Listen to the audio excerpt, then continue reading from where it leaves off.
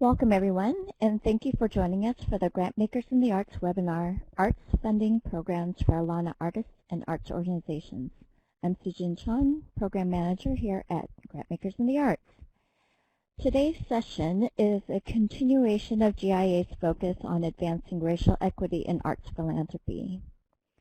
Last year, we spent 4 sessions discussing how funders could review and revise their policies and practices to achieve more equitable outcomes in their general grant-making programs. The recordings of these sessions are available to anyone and can be accessed via the GIA website by searching for past webinars. Today, we will be hearing from 3 funders who have programs specifically designed to direct funding and support to African, Latinx, Asian, Arab, and Native American artists and arts organizations that they lead and staff. That is our term for ALAANA. We are pleased to have joining us 2 public funders, Dana Payne, Program Director at Pennsylvania Council on the Arts, and Bushra Junaid, Outreach and Development Manager at Ontario Arts Council, as well as a private funder, Tracie D. Hall, Program Director at the Joyce Foundation. Together they will discuss how their programs developed, who they serve, and how their programs help close the racial gap in funding within their respective arts communities. If you haven't already, I encourage you to read their bios on the webinar event page. We're really grateful for the experience and perspectives that our presenters will bring to us today. After we hear from their presentations, I will be back to facilitate a Q&A session with Dana, Bushra, and Tracie. To share your questions, you can type them at the bottom of your screen in the rectangular text box at any time during the session. So we're going to begin today with Dana Payne from Pennsylvania Council on the Arts. Welcome, Dana.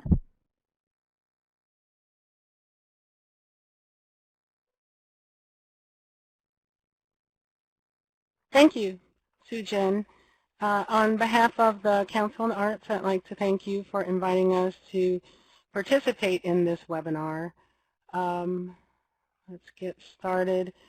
The seeds for the Minority Arts Program, now known as the Preserving Diverse Cultures Division, were planted in 1978 during a convening of an ad hoc committee on Black performing arts in Pennsylvania.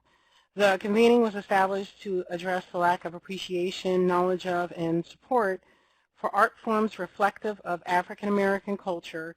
It included representatives of 25 art organizations from across the state. Out of that meeting, a formal steering committee was created, and the program concept expanded to include Latino, Native American, Asian, and Hispanic organizations. In 1979, with support from the NEA Expansion Arts Program, the first Minority Arts Program Director was hired, and the first formal Minority Arts Advisory Panel was established. The first 10 years focused on identifying organizations across the state and expanding the program beyond Black performing arts organizations. The first funding opportunities were offered in the form of technical assistance grants to attend state and national art conferences and an arts management fellowship program. In 1990, the field voiced their need for responsive funding opportunities designed to address their communities and their cultural programming.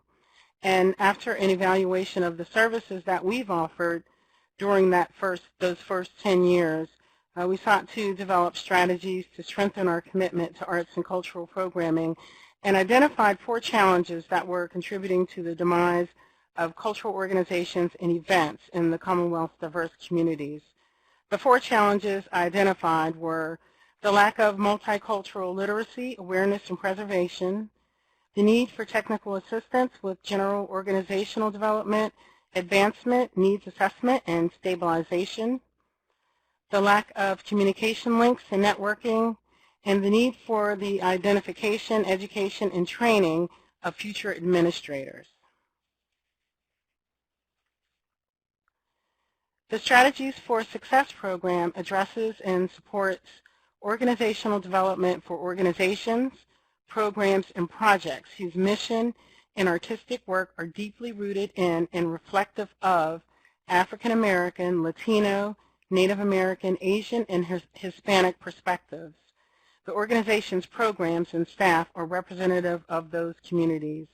Strategies for Success was initially offered in 1990 as a pilot program, providing up to $10,000 for program implementation, stabilization, and organizational expansion. The program has provided support for over 200 artists and organizations and has grown to include 3 levels of support based upon the level of an organization's development. The first level, the basic level, provides support up to $7,000 for organizations seeking assistance in the development of formal board and organizational structures and more consistent arts programming. The intermediate level provides up to $12,500 for capacity building in the areas of administrative and programmatic stabilization. This level supports staffing, specialized staff training, long-range planning, and the creation of programmatic initiatives. The advanced level provides up to $20,000 to support fundraising, long-range planning, program development, facility development, board development, and overall expansion. The Strategies for Success program is a multi-year grant program. Organizations may spend up to 4 years each in the basic and intermediate levels and 3 years in the advanced level.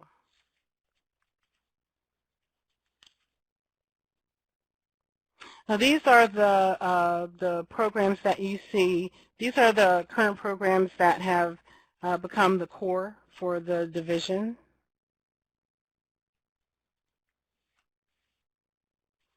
And finally, our work is guided by 4 pillars.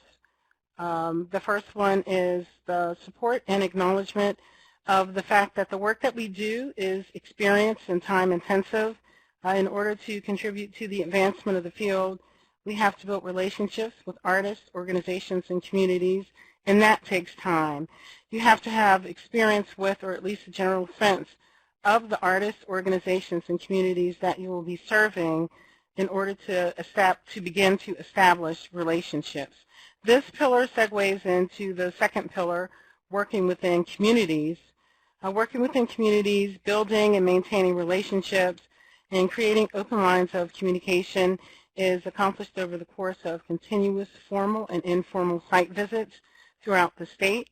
The benefits that I've experienced have been that current and potential grantees have had no issues reaching out to me to discuss funding, programming, and funding challenges and successes. They'll talk about their communities, the work that they do. All of this is very valuable to me in that it helps to inform my plans for short and long-term program development.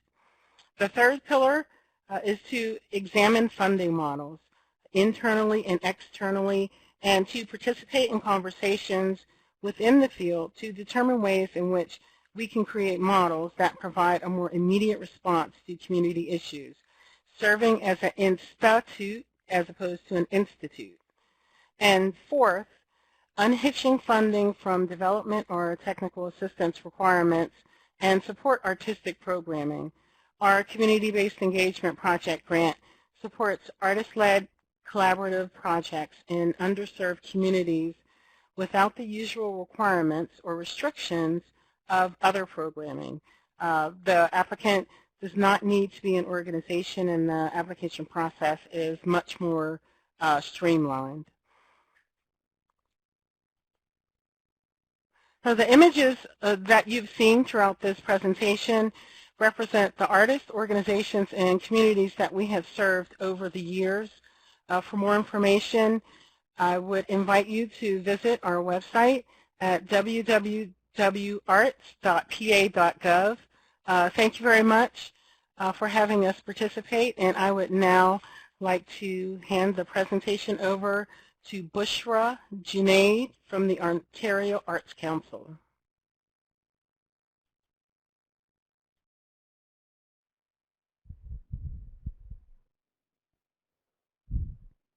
Tracie, I think we'll hand it off to you if you wouldn't mind. Sure, absolutely. Thank Hi, you. everyone. I hope everyone is enjoying your day wherever you are. I'm Tracie Hall, Program Director of the Culture Program at the Joyce Foundation, and I am really excited to be here and really excited for the conversation to follow. So you'll see here, one of the things I wanted to sort of frame the conversation today around, at least my portion of it, is thinking about sustainability and thinking about a tenable future. And at the Joyce Foundation, which within its culture program has for a long time had a very pronounced focus on racial equity, I think that this is a question that we're thinking about a lot for the Midwest. And as we think about the Midwest, we think about Chicago being the area where we make the bulk of our grants, and also our Joyce Awards, which are artist commissions for artists of color that we make in 5 other Great Lakes cities as well, inclusive of Detroit and Cleveland, Indianapolis, Milwaukee, and Minneapolis, St. Paul. We are facing a situation across the Midwest where these were great migration cities, so with black folks coming up from the South to the Midwest to work in manufacturing and to work in even agricultural types of careers, and then finally also being home to many refugees, asylees, and different ways of immigration, and now moving to a post-industrial Midwest where we are seeing jobs that are proliferating in IT and the creative class, but not necessarily in manufacturing or in blue-collar jobs. And so we are faced then with migration, outward migration especially, of Black and Latino folks, and also we are facing some housing decay, disintegration of systems, questions around public safety, public schooling, public health, infrastructure, and then finally thinking about what is the impact on a creative class, and then what is the investment necessary to keep the art sector vital, and then to keep our communities vital. So I just wanted to frame it a little bit as we move into the presentation. So in thinking a little bit about some of the questions that are inherent in a conversation like today, and especially in terms of how do we support the work of ALAANA communities and still have that work be seen as part of a continuum of sustainability. And then also, too, confronting the reality that today the work that we are trying to do in equity with equity and social justice is still work that is being questioned, both across the country. And so I was thinking of these 3 quotes that kind of reveal in some ways that my work has spanned both arts administration as well as library administration, because I always imagine I have a quote for almost every situation. But the first one that came to me in sort of framing this work in my head was, "Shall I not be as real as the things I see?" And a well-known quote from Ralph Waldo Emerson. "Audre Lorde, my silence had not protected me, your silence will not protect you." And here I was thinking very specifically around equity, whereas with Ralph Waldo Emerson, I was thinking about what it is like to live in Chicago and in the larger Midwest, and to see the everyday conditions, both the opportunities and the threat to the quality of life for people in the Great Lakes. And then finally, James Baldwin, because you can't have this sort of continuum without thinking about Baldwin. And he simply says, and I say this to frame maybe this work for the field, is to act is to be committed, and to be committed is to be in danger. So we are, and I'm going to get to where we are heading in a minute, but every 3 to 4 years, the Joyce Foundation refreshes its strategy across the board. So the strategy that has guided culture for the last 3 years, and which I'll be talking a little bit more about today with some case studies, are these 3 focus areas. One is promoting access. which really is focusing on equity inside of mid and large size organizations, and that extends to audiences, but is also inclusive of human resources. Capacity building, which really focuses on small to mid-size organizations that are serving, led by, et cetera, people of color or studying communities of color. And then finally, supporting creativity, which is focused on artists of color, especially under-recognized artists of color who may not have been the recipient of larger commissions or solo exhibitions or major platforms for their work. And it is to really serve as an inflection point in their career trajectories, and that is also inclusive of the Joyce Awards, which I'll talk about a little bit, and which you'll see because almost every image that you'll see, if not every image that you'll see in the presentation, represents the work of a Joyce awardee. I hinted at the fact that that our mission, our current strategy actually, is going to be sunsetting at the end of this year. And I just wanted to give a glimpse of where we're headed with our new mission, which really just builds on the tenets of our previous approach and maybe clarify some things in terms of just articulating what outcomes we are really working towards. But here's our mission. Inspiring creativity and cultural stewardship in the next generation of Great Lakes residents by strengthening the role of artists and arts organizations in fostering culturally vibrant and sustainable communities. And I would say that if I were to boil down our areas of focus to just two, I've underlined them there, and it's really to look at the role of artists and arts organizations in keeping the Midwest vital and an attractive place to live, work, and really just to be engaged in public life. One of the things I just wanted to acknowledge is that the reason why these two areas are underlined here is just recognizing that artists are increasingly being called to contribute to problem solving in the public arena. So this is really in recognition of artists as problem solvers. And then also it is to think about the arts sector and arts organizations as an almost unparalleled catalyst in inspiring social justice and racial equity. And what we are really focusing on here, especially with arts organizations, is understanding the role that small, neighborhood-based, and culturally specific arts organizations play as a principal on-ramp to lifelong arts participation for residents in their communities, and that somehow they still remain overlooked by funders. So we hope that this ongoing work will continue to be reparative in that respect. The other thing that we really want to address is, and I've mentioned this, is population decline in the Great Lakes. And so by really focusing on next generation stewardship, we are really thinking a lot about what is the role of both the millennial generation and the generation that will turn, say, 18 in 2032, 2035.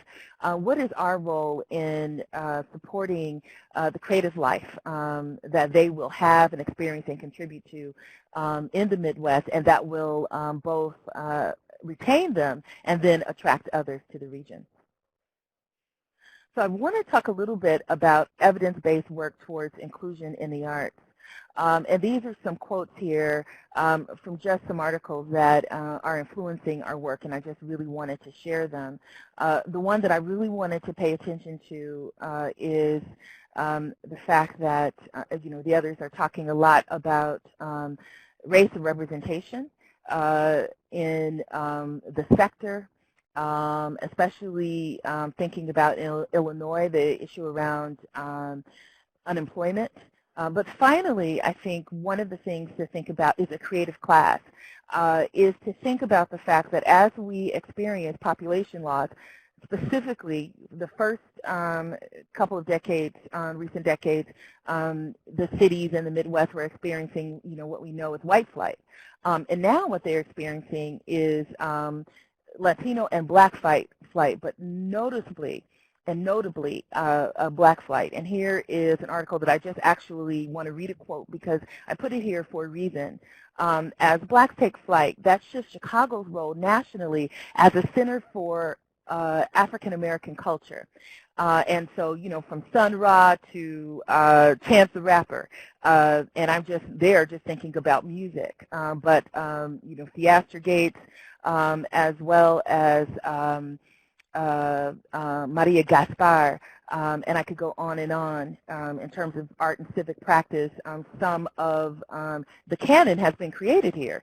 But it doesn't mean that there won't be black creativity or black economic development. It's just going to happen somewhere else. And this is alarming to me, and it is something that even as we celebrate the creativity that is happening in the Midwest and in Chicago right now, the reality is that as families leave the Midwest for this reverse migration, and as there's this outward migration of both, especially Latinos and African Americans, even back to the South or to the South for the first time, it is taking a toll on the next generation of art stewards and creative problem solvers for the region. And I think that's something that I'm trying to, and I think that many of us are noticing and really trying to face and to counter in our work. So I want to look quickly at 3 case studies of how our funding has materialized according to our 3 current focus areas. And so this one is promoting access. And in promoting access, I wanted to focus on a fellowship that was created with the Department of Cultural Affairs and Special Events to support both artists and curatorial residencies. This is a direct response to Chicago's demographics and the unequal representation of artists and curators of color in major institutions, despite the fact that some, as I've mentioned, today's leading practitioners have come from or through Chicago. This project provided 6 ALAANA artists or artist teams with a $5,000 stipend, as well as free studio and public programming space for 3 months each. As well, it provided 2 ALAANA curators with $2,500 and the opportunity to engage a DK-sponsored exhibition or a project of their choosing. Many of the artists, including Rashayla Marie Brown, who just won an Arcadia Award, have gone on to really big things, major exhibitions, awards, commissions. Andres Hernandez, who is kneeling here, has ongoing work right now at the Pulitzer Foundation in St. Louis, and Nicole Marroquin, standing, is now curating a community public art project, and this is in addition to many other engagements for these 2. The photograph at the top right is a Hank Willis Thomas activation that participant curator Allison Glenn curated across the city, and she is now coordinating administrator for the upcoming Prospect Biennial in New Orleans. And the maker of the banner at the bottom, I Can't Keep Quiet, Aram Cifuentes, presented on her protest banners at the Whitney Biennial earlier this year. So in promoting access, again, we are focusing on promising artists and creatives, but also helping to support them in having their career sort of, or this opportunity extend well beyond the confines of the fellowship. The next one here is capacity building, and featured here is a music school that's run by Sones de Mexico, one of the handful of music organizations shedding light on Chicago's large and longtime resident Mexican and Mexican-American community.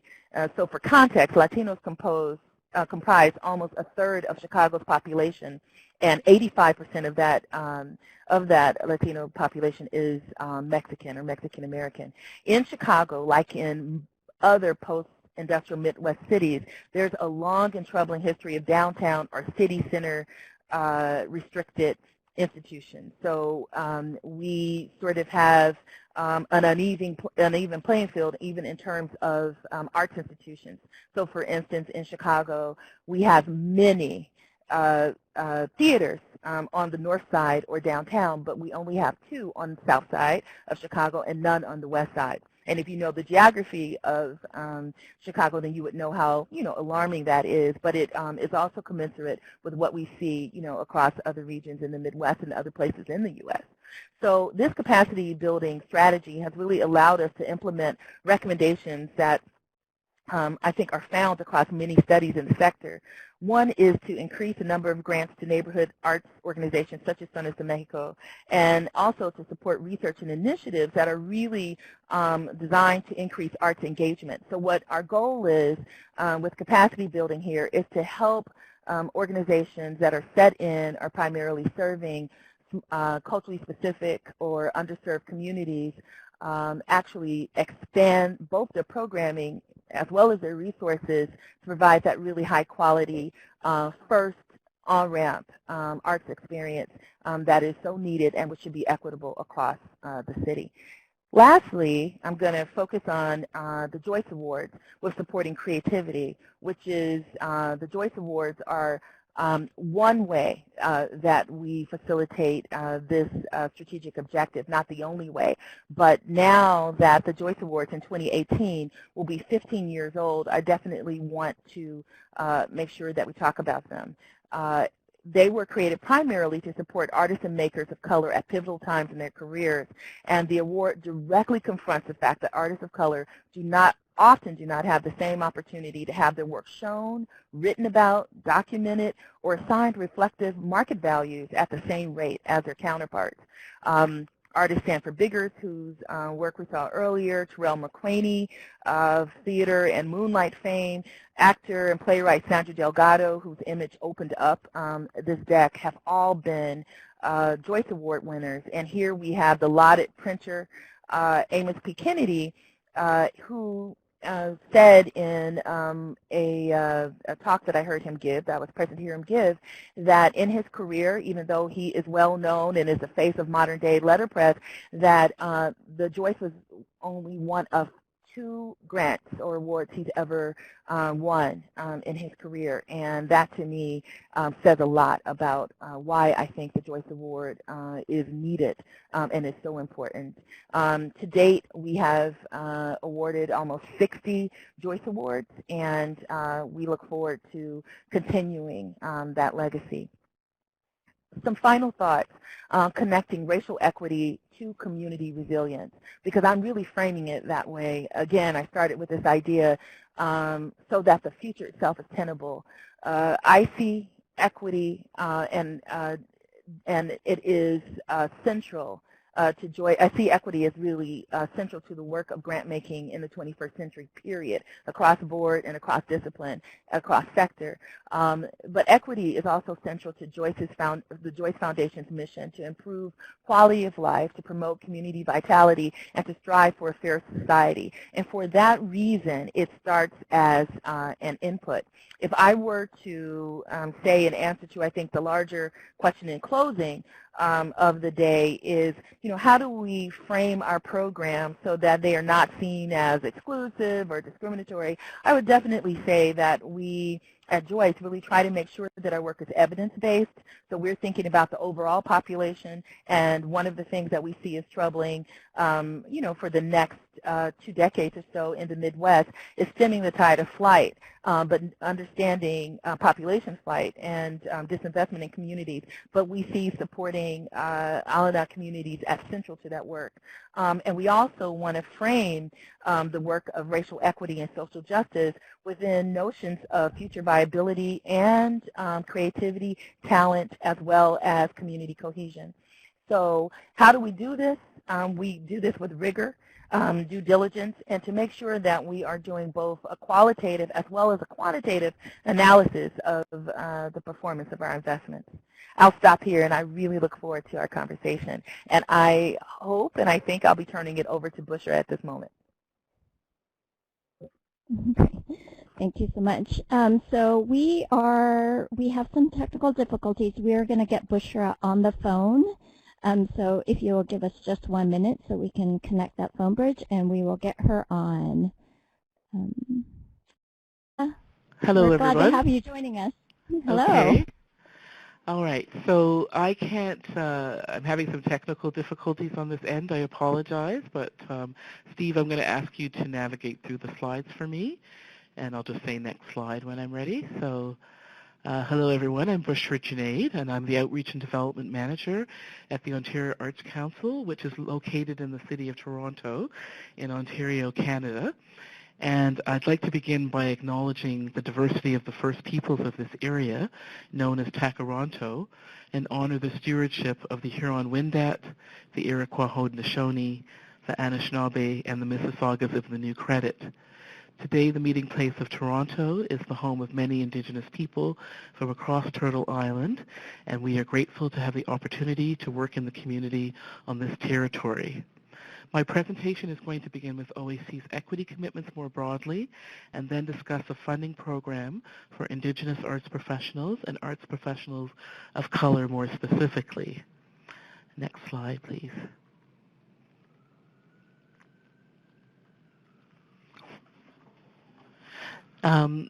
So you're going to see some images throughout the presentation, and they are of projects and programs that we have funded that have an emphasis on community engagement.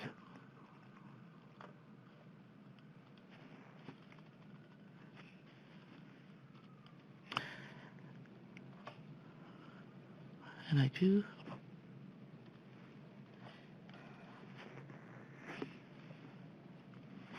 just having a bit of a frozen computer moment here. I do apologize.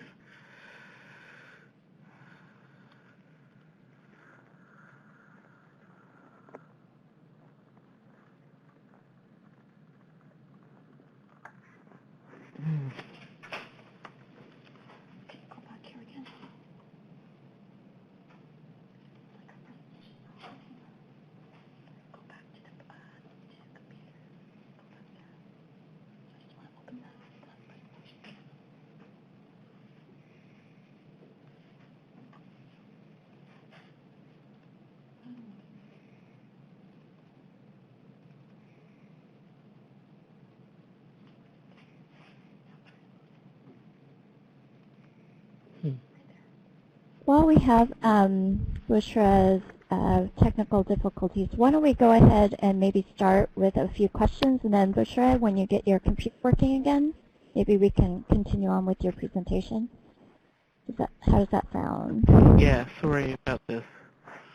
It's okay. So why don't we start with Dana and Tracie, if I could maybe send a couple questions to you, and Okay. just a reminder to folks to please please submit your questions at the bottom of your screen. I think I'm okay Bushra, are now. you? Yeah. Oh, okay, great. Okay, I apologize. So yes, I'm not sure what you're seeing on your screen now, but this should be the slide that says Ontario Arts Council, and I just wanted to provide you with a little bit of a context for the OAC. Which for short, we're an arm's length agency of the government of the province of Ontario in Canada, which is something like the government at state level in a U.S. context. We're publicly funded through taxpayer dollars through the Provincial Ministry or Department of Tourism, Culture and Sport. And we just received a funding increase from our current base of $60 million Canadian to $80 million by 2020-21, confirming the value of public funding for the arts. And though we receive government funding, decisions about grants and funding are made by peer assessment panels of artists, arts administrators, and arts community members that reflect the diversity of arts practices, disciplines, and people across the province, which I'm going to speak more about this in a bit. Grants are organized by artistic discipline as well as activity, such as creating and presenting, building audiences and markets, engaging communities in schools, and developing careers in arts services. As I mentioned, next slide, throughout the rest of the presentation, there will be images of artists and arts projects funded by OAC that have a focus on diversity and community engagement. Next slide. And then the next slide, which is titled Equity and Access at OAC. So OAC serves multiple communities in an increasingly diverse province. As a public agency, funder, and employer, the OAC is committed to access and equity. And by this we mean treating people fairly and taking into account and accommodating different barriers and needs so that all groups and communities can have access to opportunities and resources. Systemic barriers and regional disparities in the arts sector require us to develop an equity lens that guides our decision-making. OAC has introduced programs, policies, and procedures throughout its history that support equity, diversity, and inclusion. In 2014, OAC launched its strategic plan, Vital Arts and Public Value.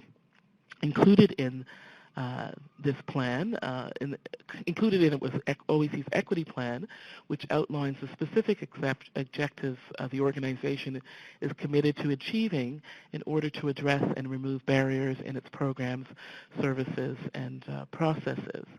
OAC also has a multi-year accessibility plan and has accommodation policies for applicants and assessors using OAC's online grant application system, which we call NOVA. OAC is committed to ensuring equitable access for all Ontarians with emphasis on what we call priority groups, representing particular equity-seeking communities, and I'm going to speak about that in a minute.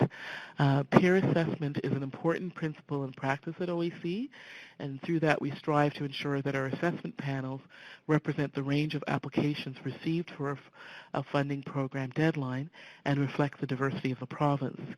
We instruct all assessors to adhere to the United Nations Declaration on the Rights of Indigenous Peoples and the Ontario Human Rights Code when considering access, opportunity, and impact in funding applications. For example, where two applications are equally scored, the one from a priority group artist is generally funded. Next slide, please. And then the next, which is titled OAC Priority Groups. This slide lists OAC's 6 priority groups, which include artists of color, deaf artists and artists with disabilities, Francophone artists with recognize the French heritage in Canada, Indigenous artists with recognize both customary and contemporary art forms, and the extraordinary contributions of Indigenous artists to our cultural landscape in spite of the historical and ongoing legacies of colonization, which has created social and economic challenges in Indigenous communities. New generation artists, or artists who are 18 to 30 years of age. And because the City of Toronto has such a large population and high concentration of artistic activity, artists living anywhere outside of it are a priority group. Some of OAC's priority groups have a unique history, identity, and status in Canada, and some have faced historical and or systemic barriers. Others reflect OAC's province-wide mandate, and all are essential to the future of the arts sector. OAC acknowledges the intersections that may exist between priority groups, as well as the diversity within each of these categories. There are certainly other population groups in Ontario that face barriers. However, we believe that the current priority groups are the appropriate ones for OAC to focus on at this time. Next slide, please. And then the next one, which is titled Designated Funding Programs. On this slide, we have a list of OAC's designated funding programs. Artists from priority groups may apply to any of OAC's granting programs. There are also a number of OAC funding sections and programs that also offer specific forms of support. Some programs are discipline-specific, such as in visual arts or dance. Some are multidisciplinary, and we also have a Francophone Arts Office and an Indigenous Arts Office, each of which has a whole suite of programs and staff, and outreach staff in the northern parts of Ontario. I manage 2 of these designated funding programs that are highlighted in red, a Deaf and Disability Arts Projects Program, and a Professional Development Program for Indigenous arts professionals and arts professionals of color. Next slide, please. The Deaf and Disability Arts Projects Program supports Ontario-based artists and arts organizations that are led by deaf artists and or artists with disabilities with funding for creation, production, or professional development, as well as the purchase of materials and supplies to make visual arts and craft works. This program is having its 3rd deadline next week, and we've seen the growth expand exponentially from the first deadline 3 years ago in terms of what we're seeing as draft applications at the current moment. The image on your screen is from the alternative hip-hop duo Counterclockwise, and they're performing at Tangled Art and Disabilities Crip Hop Nation Showcase in Toronto. Tangled Art and Disability is a leader in disability arts curation, programming, and advocacy in Canada, and receives operational funding from OAC. I'm going to spend the rest of my time on the program that I run for Indigenous arts professionals and for arts professionals of color, but if anyone has questions about the Deaf and Disability Arts program, I can answer them in the Q&A or through a follow-up email or phone call. Next slide, please, which is titled Skills and Career Development. Indigenous arts professionals and arts professionals of color may be confronted with a lack of infrastructure and resources to develop their careers, including opportunities for coaching, mentorship, skills development, professional development, connecting with presenters, networking or developing formal networks, and few, if any, artist-run centers and organizations established to serve them. One of OAC's strategies for addressing this was the launch of Skills and Career Development, formerly known as Access and Career Development, in 2006 to support the cultural diversity of Ontario's arts sector through study training, mentorship, internship and apprenticeship, and portfolio development or documentation of existing artwork. The program offers project funding and is open to emerging, mid-career, and senior artists or collectives from all disciplines and practices. And it's provided a critical entry point to funding at the Ontario Arts Council and serves as an important function in outreaching to Indigenous communities and communities of color, including newcomer artists, social service agencies, immigrant services, and new arts organizations. Next slide, please. And then the next, which is also titled Skills and Career Development. Since its inception in 2006-07, 625 arts professionals have been funded through this program for a total of approximately $4.9 million. Here are some examples of projects funded. An artist of color received funding for a project called Design Intensive for Dance, and they worked with 4 dance companies in Canada, England, and Germany for 8-week intervals. Each company varied in size, age, and repertoire. Subsequently, they were hired full-time by our lighting supervisor at the Canadian Opera Company. An artist of color received funding for a 6-week intensive mentorship in Peking Opera in Shanghai, China, and they learned 2 signature repertoire to advance their artistic career. An Indigenous artist received funding for a self-directed study in Alaska, and they pursued training in Alaskan Native dance and traditional aesthetics by attending 3 festivals and engaging in choreographic investigation with 2 professional dancers. And finally, an arts administrator received funding to enroll in the Business Management Fundamentals program, certificate program at University of Toronto's School of Continuing Studies to enhance their knowledge and skills in the areas of financial management, strategic planning, information systems, marketing, and communications. From this, they subsequently pursued a master's in business administration at the Schulich School of Business at York University, and they later successfully applied for a program officer position at an arts council. So you can see how this really led to one step to the next. Next slide, and then final slide, Skills and Career Development. The Skills and Career Development Program has also helped advance artists' careers by leading to opportunities to exhibit, present, or publish their work, being exposed to much larger audiences, in some cases international audiences, than what had been they'd been previously exposed to, which has helped advance careers to a greater extent. The assessment process for this program provides opportunities for Indigenous arts professionals and arts professionals of color to help develop the careers of their peers, and in doing so, gain skills of their own. Many artists who are new to the funding landscape go on to write successful grant applications to OACs and other funders after participating in a peer assessment panel. And as mentioned, the program is an important access point for Indigenous arts professionals and arts professionals of color to other OAC programs, including many newcomer artists. Not only has the Skills and Career Development Program provided benefits to the successful applicant, it's enabled them to be successful in applying to other OAC funding, thereby gaining additional benefits of added funding. So that's the end of my formal presentation, and I'm happy to answer any questions. Thank you. Thanks so much, Bushra and Tracie and Dana, and thank you for being flexible with our technical difficulties today. So we'll just go ahead and get started with our Q&A, and just a reminder to type your questions at the bottom of your screen. We'll try to get to, we realize that the time is short, but we'll try to get to as many as possible. And I'm going to start, maybe direct this to, well, I'll direct it to all of you, and maybe Dana, if you could pick it up. How does an evidence-based response to the needs of ALAANA communities and organizations align with the core mission or ethics of your foundation or funding institution?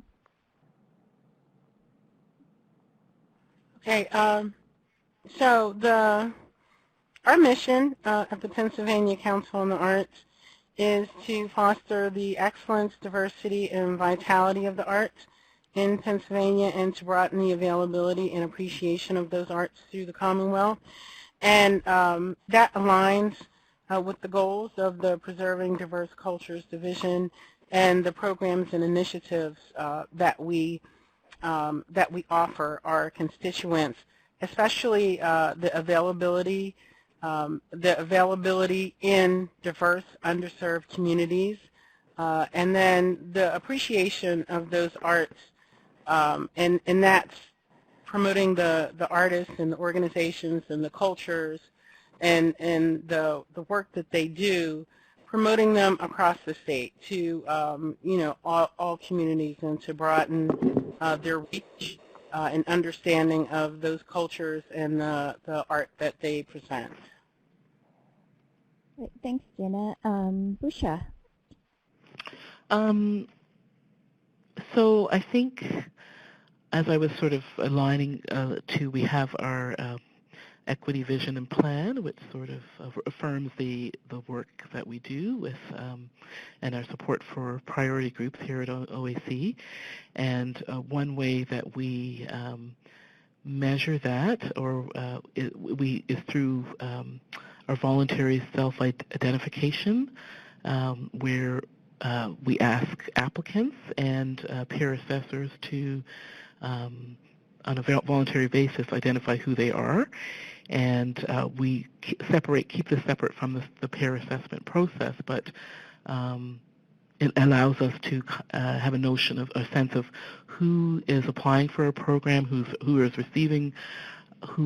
receiving grants, who our peer assessors are, the percentage of applications we're receiving from specific communities in the context of our funding programs, and the percentage of individuals from each group based on the census. And we attempt to monitor that as a matter of course for our own analysis, and also report on that through our performance measures, which we've been doing since at least 2010 on an annual basis. So this allows us to have a sense of how we're doing in terms of addressing our strategic plan and priority groups, and then determining where we need to go through consultation and development of new programs, or tweaking what it is that we do. Thank you. Tracie, any response? How does an evidence-based response to the needs of ALAANA communities and organizations align with your core mission and ethics? Yeah, absolutely. So I definitely think that, you know, mission-wise and in terms of an organizational ethic sort of responsibility, the operative, I think, in our mission is, you know, not only quality of life, but definitely promoting community vitality. And I've talked about why, for very real reasons of population and quality of life, why racial equity and diversity, and just equity and diversity and social justice is so much a part of promoting community vitality, but also, you know, another part of our mission that really faces it so centrally is striving for a fair society. And so, you know, in our work, we're, you know, constantly thinking about cultural access and other forms of public access, whether it's safety or public health, you know, education, opportunities for civic engagement, advocacy, et cetera.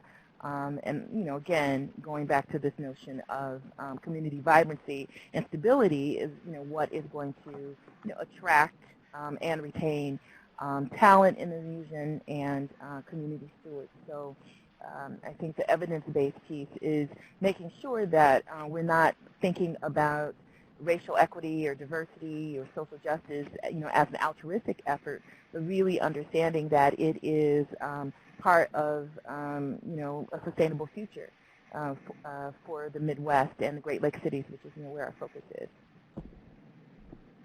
Thank you. This question is for Dana in Pennsylvania. Is demographic information for applicant communities collected? And if not, is there a specific point within the overall grant cycle where this type of quantifiable information is collected? And if anybody else wants to jump in afterwards, that'd be great. Yes.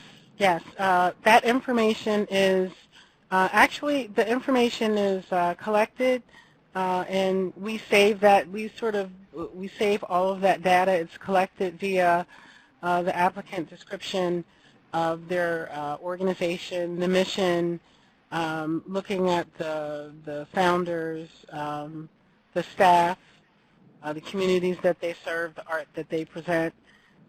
We keep all of that information, and just by virtue of the fact that one manages a program like preserving diverse cultures and all of the initiatives, we know, I know who everyone is, what cultures they represent and who they are and all of the demographics. And those demographics are used for a variety of purposes. But yes, we do. Great, thanks. Tracie or Bushra, anything to add on demographic collection? Okay, there are actually a few questions that are all related to collecting data.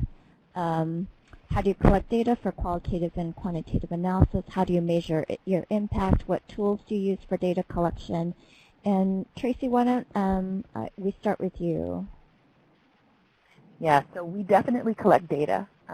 We actually have many data points. We're also really interested in the setting or the practice community, so that I think one of my co-web panelists spoke to the intersectionality of this work and how important it is.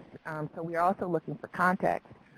In terms of data collection, in addition to empirical data collection, we also do a lot of qualitative analysis. So we use user stories, case studies, obviously site visits, but also speaking with, in terms of thinking about community benefits, who are the beneficiaries of this work and what is their experience of the work. We have a requirement for many of our funding areas that there also be some thought given to the possible replication of a program. So we have increasingly asked that programs be codified, that the lessons be documented, especially any perceived failures, that be addressed, spoken to, that it is something that we can all learn from.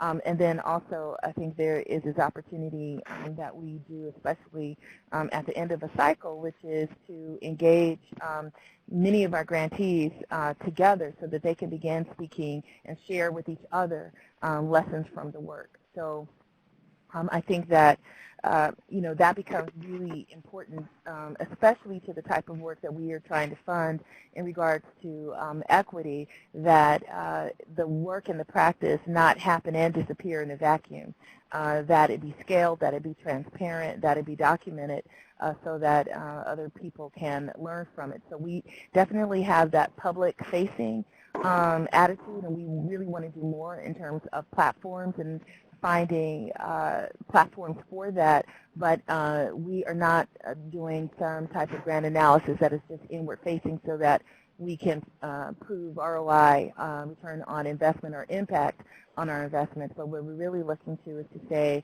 we're funding this work so that this work can actually mean something to the sector, to this area of practice, and to this idea of social justice in grant making and in arts administration.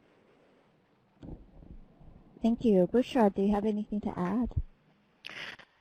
Yeah, well, I talked a little bit earlier about the way through our voluntary self-ID that we gather who's applying and who we're supporting.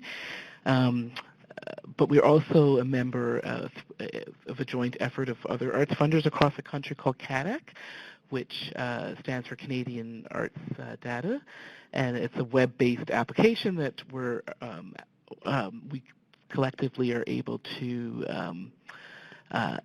analyze the financial statistic information that's provided by arts organizations through their through their applications for operating funding. So collectively through that, we're able to get dig deeper in terms of statistics around related to their financial picture, to arts education, community engagement, and other things like that through our operating applications. And we're able to ask very specific questions about, who's staffing organizations, who's on their boards of directors, how they're contributing to the development of the art forms and art practices, and how they're contributing to the development and support of strategic priority groups in the province as well. Great, thank you. I am seeing that we're close to the end of the hour, and I think what we'll try to do is collect all of your questions from collect all your questions and send them to our presenters and see if they might be able to offer some answers offline. Since we are running out of time, we really appreciate, again, your flexibility today, and thank you so much to Dana Payne, Tracie Hall, and Bushra Junaid for sharing about their programs and about the important work that they're doing to close the funding gap for artists of color and ALAANA organizations. We will be sending out links to today's recorded presentation in addition to a PDF copy of the slide deck and a brief feedback survey. And we really hope that you'll take some time and let us know about your feedback for today's session. So thank you so much for joining us, everyone, and enjoy the rest of your afternoon.